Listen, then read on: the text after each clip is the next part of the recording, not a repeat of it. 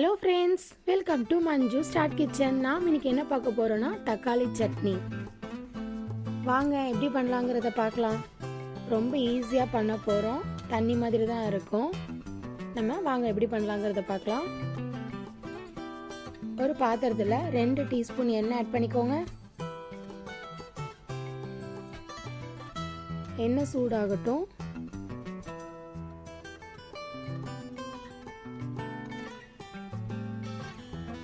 எண்ணெய் சூடானதுக்கு அப்புறமா 1 டீஸ்பூன் சீரகம் ஆட் பண்ணிக்கோங்க.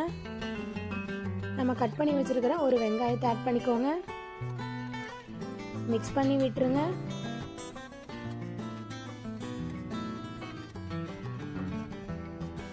தேவையான அளவுக்கு உப்பு ஆட் பண்ணிக்கோங்க. மிக்ஸ் பண்ணி விட்டுருங்க. நம்ம கட் பண்ணி வச்சிருக்கிற 4 தக்காளியை இதில் ஆட் பண்ணிக்கலாம்.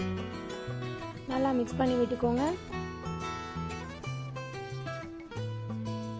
1 டீஸ்பூன் மிளகாய் பொடி ஆட் பண்ணிக்கோங்க. நல்லா மிக்ஸ் பண்ணி விட்டுக்கோங்க.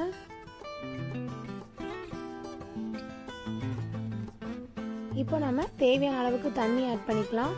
இது கொஞ்சம் மேலே வரைக்கும் ஊற்றிக்கலாம்.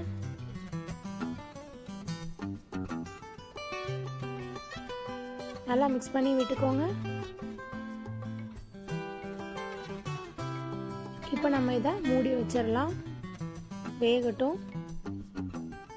இப்போ நம்ம ஓப்பன் பண்ணி பார்த்துடலாம். நல்லா வெந்திருக்கு. ஒரு மிக்ஸ் பண்ணி விட்டுருக்கோங்க. தண்ணி கூட கம்மியாக இருக்கு. இப்போ நம்ம அடுப்பு ஆஃப் பண்ணிட்டு கடைய ஆரம்பிச்சிடலாம். மற்ற வச்சு கடைஞ்சிக்கோங்க இந்த மாதிரி. அதுக்குள்ளே நம்ம இன்னைக்கு தக்காளியோட யூசஸ் என்னென்னங்கிறத பார்த்துடலாம். தக்காளி பார்த்திங்கன்னா நம்மளோட ஸ்கின்னை ஆரோக்கியமாக வச்சுருக்கிறதுக்கு உதவியாக இருக்குது. ஸ்கின்னில் சுருக்கங்கள் ஏற்படாமல் தடுக்கிறதுக்கும் உதவியாக இருக்குது. ஸ்ட்ராங்கான எலும்புகளுக்கு தக்காளி நம்மளுக்கு உதவுது. சர்க்கரையை கட்டுப்படுத்துறதுக்கு தக்காளி உதவியாக இருக்குது. தக்காளி கண் பார்வைக்கு ரொம்பவே நல்லது. உடல் எடையை குறைக்கிறதுக்கும் தக்காளி உதவியாக இருக்குது. இந்த மாதிரி நல்லா கடைஞ்சிக்கோங்க. சூட்டோடு கடைஞ்சிங்க அப்படின்னா கடையிறதுக்கும் ஈஸியாக இருக்கும். சீக்கிரமாகவும் நம்ம கடைஞ்சிடலாம்.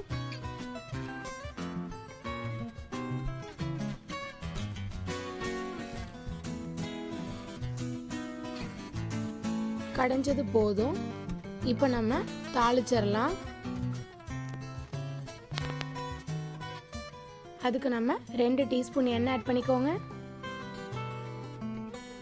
எண்ணெய் சூடாகட்டும்.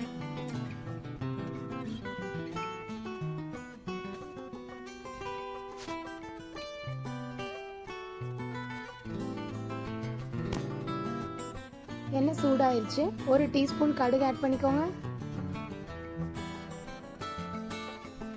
கடுகு நல்லா பொரியட்டும்.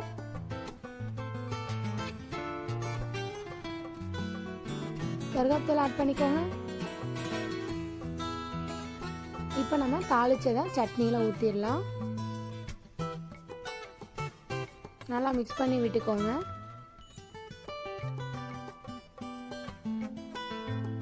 இப்போ நம்ம கொத்தமல்லி தழை ஆட் பண்ணிக்கலாம்.